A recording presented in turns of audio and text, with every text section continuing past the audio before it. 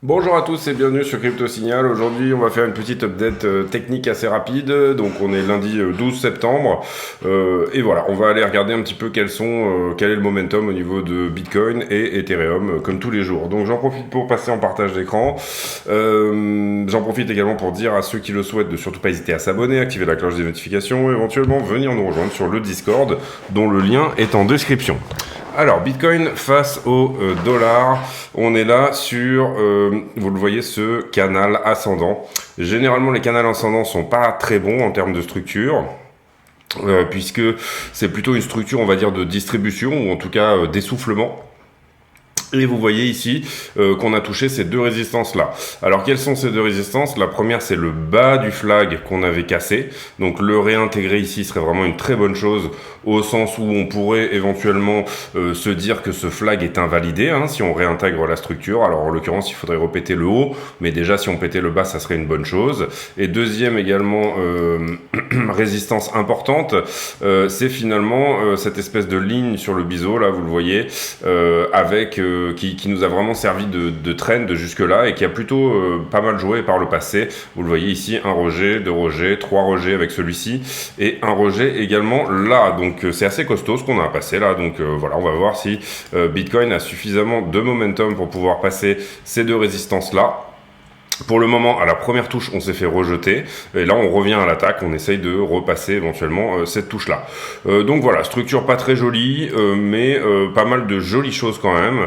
Et quand je dis pas mal de jolies choses, c'est d'abord ce potentiel, je dis bien potentiel, cette potentielle pastille d'achat sur le market cipher en weekly. On avait eu cette pastille de vente ici, hein, qui était vraiment pas un très bon signe. Ça invaliderait cette pastille de vente là, le fait d'avoir ce momentum là en weekly. Vous voyez qu'en weekly, le momentum est plutôt pas trop dégueulasse.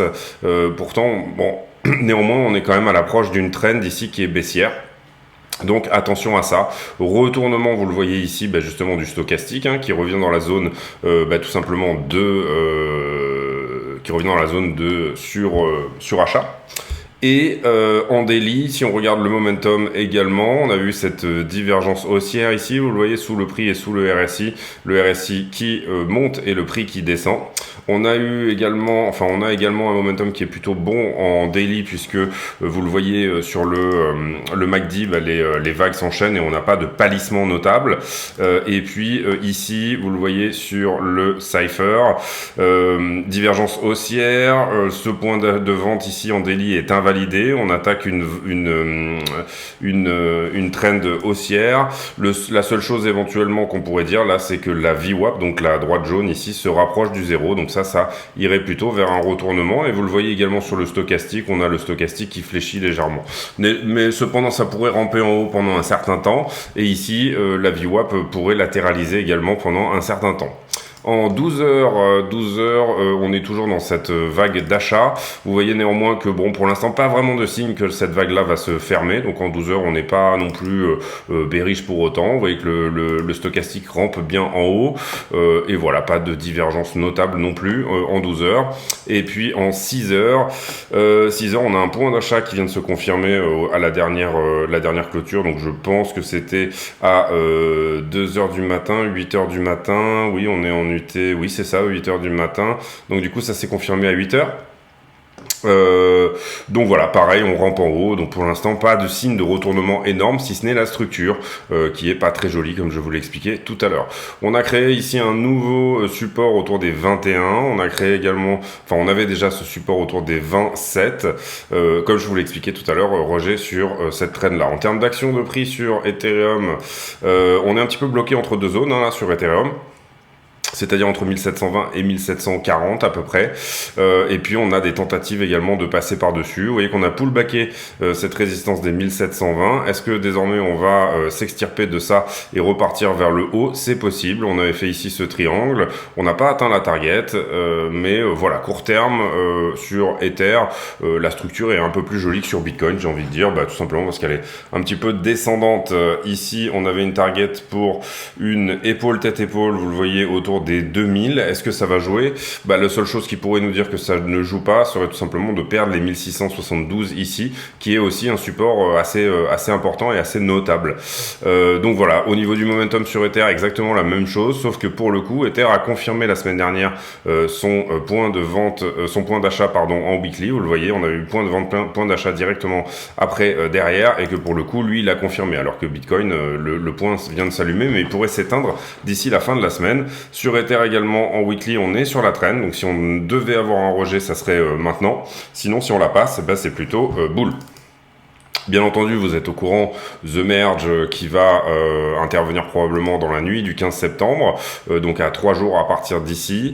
Au niveau des news également, on va les regarder vite fait, mais il n'y a pas énormément de choses, en tout cas de ce que j'ai regardé. Une contre-attaque visiblement ukrainienne qui se passe plutôt bien du côté de Kharkiv,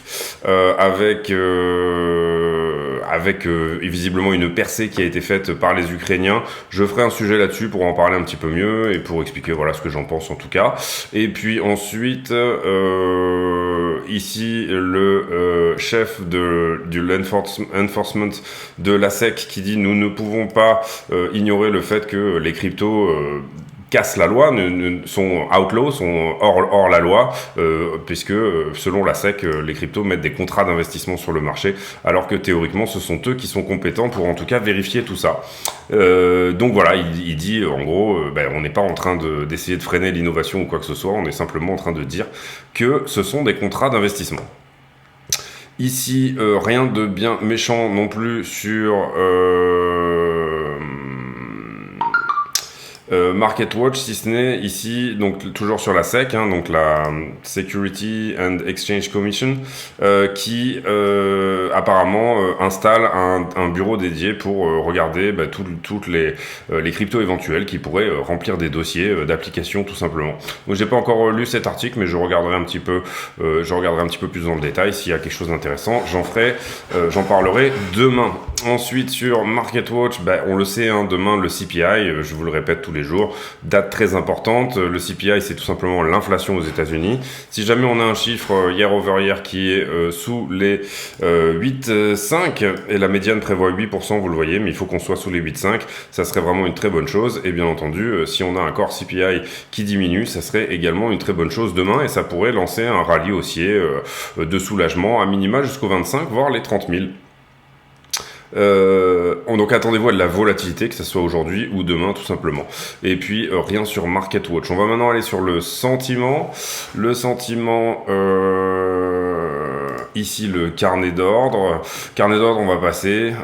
J'ai regardé, il n'y a rien de bien incroyable. Vous voyez, assez peu de choses ici sous le prix qui pourrait nous maintenir, c'est-à-dire 184 bitcoins ici, 78. En gros, 250-300 bitcoins avant les 21,4. Et en haut, c'est un petit peu la même chose. On a des ordres qui commencent à se faxer là en nombre quand même, autour des 22-236. Donc là, on a de la distribution qui est en train de se faire. Vous le voyez, c'est ce que je vous expliquais un petit peu sur la structure de Bitcoin qui a l'air d'être plutôt en train de se faire sur de la distribution. Sur les marchés en levier, on a pris ces deux niveaux-là. Donc on est venu les chercher. Qu'est-ce qui s'est passé entre temps? On a eu un petit peu de short ici, mais il a été pris depuis. Un petit peu de long ici, mais il a été pris également. Petit point de short ici, mais ça a été pris aussi. Petit point de long qui a été travaillé, non. Donc on aura un nouveau point de long à venir chercher éventuellement ici.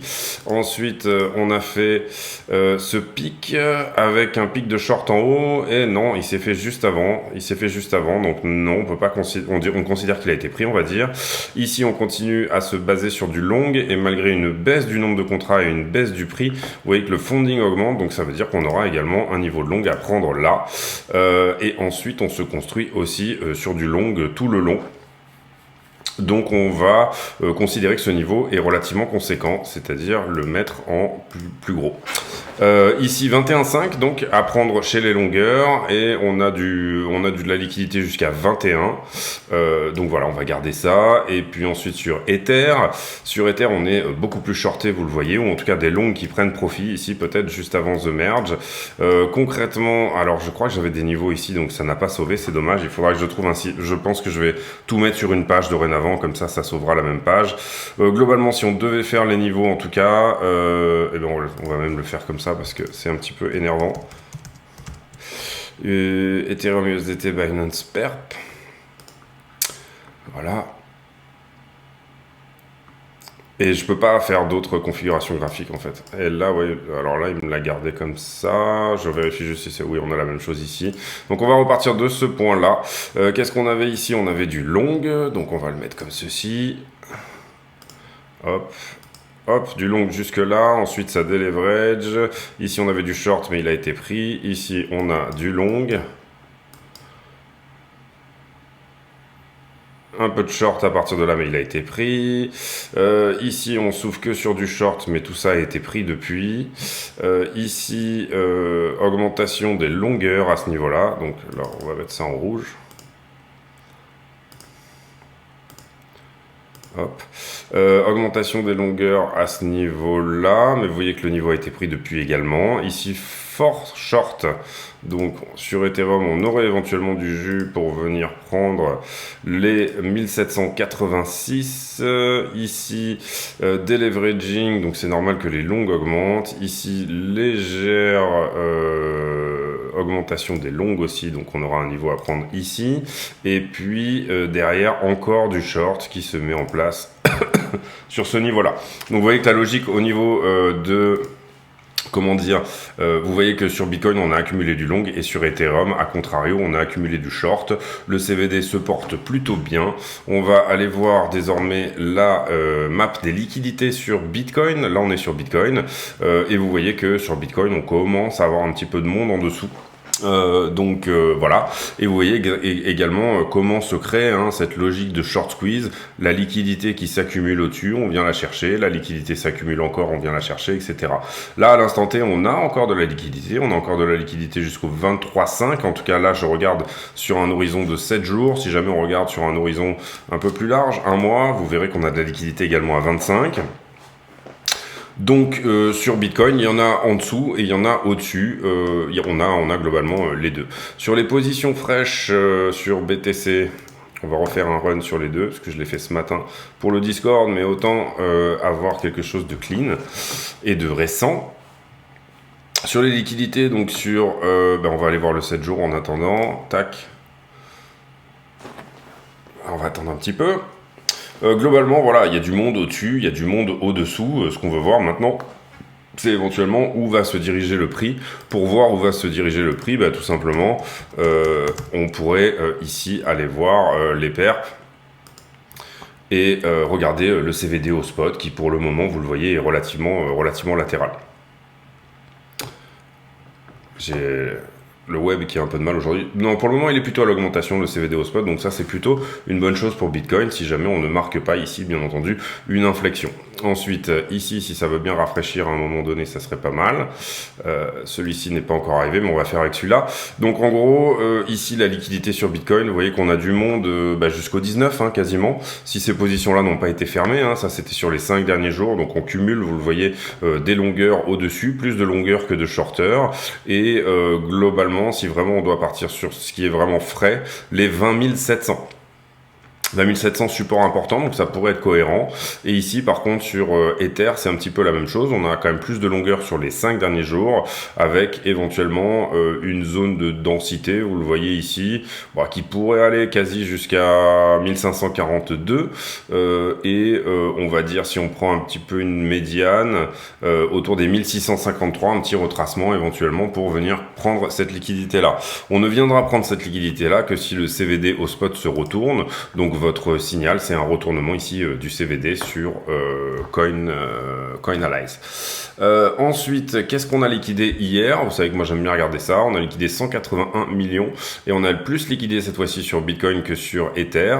80 millions, donc quasi un petit tiers sur Bitcoin, plus que sur Ether. Donc on se posait des questions, puisque en ce moment on voit beaucoup de liquidations sur Ethereum qui sont souvent 2 fois plus importantes que sur Bitcoin. Ici, vous comprenez que Bitcoin a fait un sursaut assez important par rapport à Ether. On a eu un regain de la Bitcoin dominance et du prix de Bitcoin. Bitcoin a surperformé dernièrement un petit peu toutes les altes. Et donc du coup, c'est ça qui fait qu'on a un retour de l'open interest sur Bitcoin. La stablecoin dominance qu'on va regarder maintenant, et puis ensuite je pense qu'on va pouvoir clôturer cette vidéo. Elle est sur support, la stablecoin dominance. Nous en l'occurrence on veut qu'elle baisse, puisqu'on veut que l'argent aille dans les cryptos, en tout cas pour ceux qui sont en long ici ou en investissement. En l'occurrence ici, elle est sur support, on veut que ça pète pour à minima venir chercher les 13 ici, et si jamais les 13 seraient en train de péter, on ferait une superbe épaule tête épaule sur la stablecoin dominance, qui voudrait dire qu'on est sur un très gros rallye de soulagement qui pourrait nous emmener assez haut. Concrètement, également, je vous ai expliqué aussi, je vous ai montré ces deux très vieux supports. Là, on est sur l'index, donc on est sur une charte qui nous donne des niveaux vraiment vieux. Cette trend-là, elle date depuis 2015. Vous voyez qu'on est en train d'essayer aussi également au prix actuel de la regagner. Si jamais on arrive à repasser par-dessus cette trêve, bon tout ça, comme c'est effectivement quelque chose qui dure depuis 2015, vous comprenez que c'est pas extrêmement précis. On est, vous imaginez, on est sur des trends qui sont extrêmement vieilles, donc du coup, voilà, on n'est pas forcément sous cette trend, mais en tout cas, vous voyez que la pente et tout ça se construit plutôt pas mal pour essayer éventuellement en ce moment de revenir réintégrer cette trend. Donc ça serait une très bonne chose que de réintégrer cette trend. Donc on aurait juste fait ici une petite déviation, mais on continuerait la structure haussière qui est présente depuis 2015. Et puis ici, vous avez la ligne de coup de cette grosse épaule tête-épaule qui certes est penchée, mais est valide. Épaule, tête, épaule, vous le voyez ici. Et pareil, on s'était fait rejeter ici, mais c'est pareil, la réintégrer, donc passer au-dessus des 23 ici, enfin en l'occurrence si ça se faisait aujourd'hui, on serait plutôt à passer au-dessus des 24, pourrait vouloir nous dire que toutes ces figures bear, enfin que cette grosse figure bear ici est invalidée, et que en fait tout ça n'était que tout ce pan là ici n'était qu'une déviation de manière à faire ici un rebond, et qu'on n'aura pas touché la trend globale. Alors la trend globale, enfin la target de cette épaule tête-épaule, elle était où? C'est ce qu'on va regarder ensemble. Elle était au point de cassure ici. Je crois qu'elle est aux 14 000 $, si je ne me trompe pas. Oui, c'est ça, 14-15 000 $ globalement. Donc ça voudrait dire, pour l'instant, on n'ira pas aux 14 ou 15 000 $. On invalide ici cette trend et tout simplement, on a éventuellement, enfin cette figure, on l'invalide en réintégrant la ligne de coup. On considère qu'une épaule tête-épaule est vraiment désactivée à partir du moment où on a repassé une des deux épaules en termes de... Donc ici, ça serait un peu tard pour rentrer au sens où on serait autour des 47 000. En tout cas, deux grosses résistances de long terme, là. Ça, c'est ma charte vraiment long terme qui pourrait aussi jouer dans un futur proche. Globalement, la grosse news, vous le voyez, la trend ici date depuis 2015 et on a une, deux, et là, on est sur la troisième touchette. Donc, ce sont des points bas depuis 2015 qui se sont activés, on va dire. Pour moi la grosse news c'est demain le CPI. Si on a un CPI qui est baissier, voire fortement baissier, ça pourrait donner du jus pour un petit rallye de soulagement d'été, enfin d'été non, maintenant on est en septembre, mais un petit rallye en septembre, de quoi voilà aller refaire un tour du côté de cette droite rouge. Alors si on y va très vite, on pourrait aller, comme je vous l'ai expliqué, aux 30 000. Si jamais on y va plus doucement, on pourrait aller autour des 25, c'est-à-dire faire une superbe flat ici de correction, et après potentiellement faire la 5 qu'on attend, c'est-à-dire celle qui nous emmènera au fameux point bas. On a aussi la 5 peut faire une rotation partielle à l'intérieur du biseau et repartir, c'est tout à fait possible, c'est même plutôt fréquent. C'est même peut-être plus fréquent qu'elle aille vraiment beaucoup plus bas. Donc pour l'instant, dire ou déterminer si on a eu un bottom ici au 17,6, au vu de la structure que nous, on est en train de jouer, en tout cas notre système de prise de profit ici qui se base sur certaines vagues, au vu de cette structure-là, pour l'instant, c'est un petit peu trop tôt pour en parler. Voilà. Cependant, on où on pense, ou en tout cas nous on formalise les choses comme ça, qu'on va potentiellement ici faire 3 vagues. 3 vagues, on pourrait s'arrêter là au point où on est maintenant, ça voudrait dire tout simplement faire une running flat. Je vais vous donner ici les objectifs pour cette running.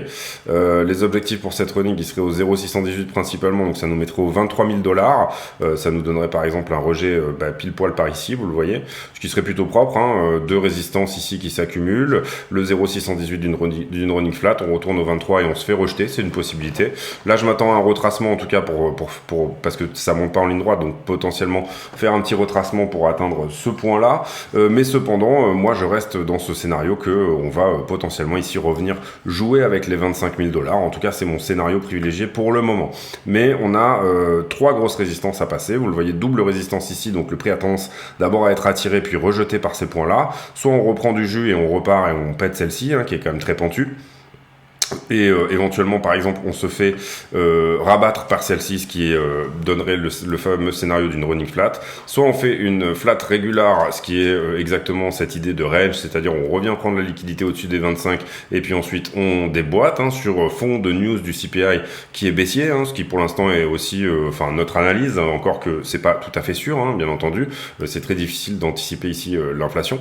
Soit une flat étendue qui irait ici, en l'occurrence, à ces 1.272. On irait plutôt en général chercher sur une flat étendue le 1.618, et alors là ça serait vraiment nickel parce qu'on viendrait prendre la liquidité qui est au-dessus de ça. Donc vous voyez que chacun de ces points a une forme de cohérence avec les liquidités, et a une forme de cohérence avec les Fibonacci, et a une forme de cohérence bien entendu avec l'action de prix, où sont les stops, etc. Pour le moment on attend, on fait au fur et à mesure que la structure se dessine, mais voilà en gros les 3 scénarios pour le moment en ce qui concerne ce rebond là. C'est tout pour moi aujourd'hui, je vous laisse là-dessus en vous souhaitant une bonne journée. J'espère que vous avez apprécié le contenu. Si c'est le cas, n'hésitez pas à nous rejoindre sur le Discord, vous abonner, activer la cloche des notifications, et éventuellement, bien entendu, mettre un like et un commentaire d'encouragement pour pouvoir pousser un petit peu les vidéos de la chaîne. Ça fait plaisir. À partir de là, j'ai pour habitude de poser une question à la con en fin de vidéo, c'est-à-dire de demander à mes abonnés de répondre à quelque chose qui n'a rien à voir avec le cours du Bitcoin. Et la question du jour sera est-ce que vous êtes... est-ce que vous êtes... j'ai déjà posé, je crois que je l'ai déjà posé celle-ci. J'essaye quand même de faire des choses un petit peu différentes. Est-ce que vous êtes plutôt bouquin? Est-ce que vous bouquinez ou pas? Ou est-ce que vous êtes plutôt tablette, Netflix, ce genre de choses? Est-ce que vous êtes quelqu'un qui aime bien prendre un bon bouquin et le lire? Ou alors tout simplement plutôt regarder des vidéos YouTube comme celle que vous êtes en train de voir en ce moment? C'est tout pour moi aujourd'hui. Je vous souhaite une bonne journée et on se retrouve demain pour un nouveau point météo sur le BTC face au dollar. À très bientôt. Ciao.